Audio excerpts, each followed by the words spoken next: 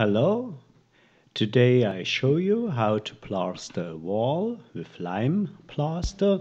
This is the kind how one has plastered walls here during the last centuries, one could say till about the time after the Second World War. Then gypsum-based plaster has replaced step-by-step hydrated lime.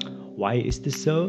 Because gypsum-based plaster gets harder much faster than lime plaster, and the craftsmen which come after can get to the construction site more swiftly. This is perhaps one of the big disadvantages of lime plaster. It has a very, very long hardening time. One can calculate at a rough estimate 1 day per millimeter thickness of the layer. That is to say, for 2 centimeters of the layer one has to wait 20 days or about 3 weeks.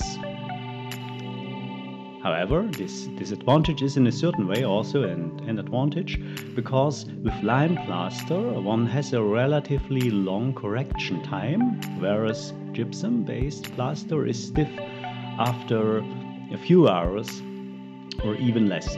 Lime plaster, on the other hand, can be modified even after days.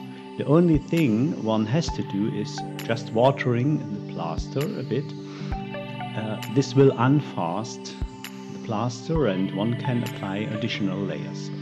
One further advantage of lime plaster, one of the reasons why we have used it, is that it is very elastic.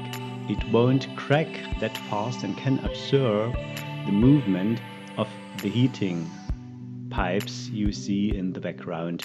During the past centuries one has used lime plaster because the foundations of the buildings weren't that deep. The whole building were in a constant slight movement, and for the plaster not to fall off the walls it had to be a bit elastic. Well, there weren't so much better alternatives, but a plaster based on concrete were not so suitable for our project here because it would get too stiff and cracks were pre-programmed. One further advantage of lime plaster is that it is alkaline, and this makes it harder for fungus to befall the wall. So how to proceed now? First, a few words as to the mix ratio. I used a ratio of 1 to 4, that is 1 part hydrated lime and 4 parts sand. The sand I have chosen a bit more coarse, the granulation between 0 and 2 millimeters. This also prevents cracks. The coarser the grain, the less cracks will be. The same holds for the water. If one uses too much water, there will be greater shrinkage, and that is to say, more cracks. Then it is very important that when one applies the plaster to the wall, one applies different layers, one after the other. One layer not thicker than about 4 times the largest grain. That is in our case 7 to 8 millimeters. Then one has to start anew. The water is relatively quickly absorbed by the wall and the bricks. This makes one layer relatively fast dry, and on that layer the next layer sticks better. If you do not follow this advice, the whole thing will sag, and especially if you try to plane the wall using a straightedge, the plaster would sag. If you apply different layers, this won't happen because the layer beneath will already be a bit dry and stiff.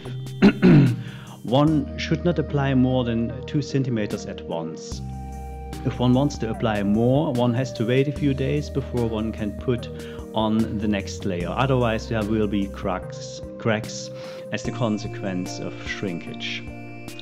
When the plaster is completely applied to the wall between the 2 plastering profiles, one can plane the wall with a straightedge.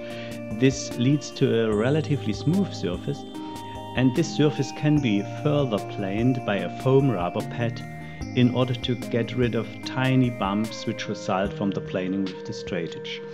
What is also important is costs. For our mix ratio we have paid for this whole wall about £50, so this is a very cost-effective manner of plastering a wall. So one sack of hydrated lime costs about 4 pounds, and a bag of sand is not much more expensive than 1 pound. These are all very cost-effective building materials without expensive additives.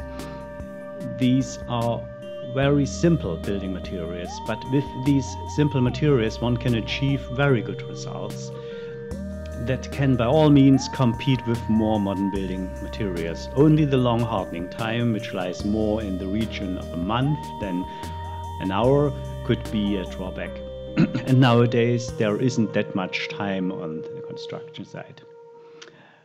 So I think this is what you have to know about this technique, and I wish you good luck to try it on your own.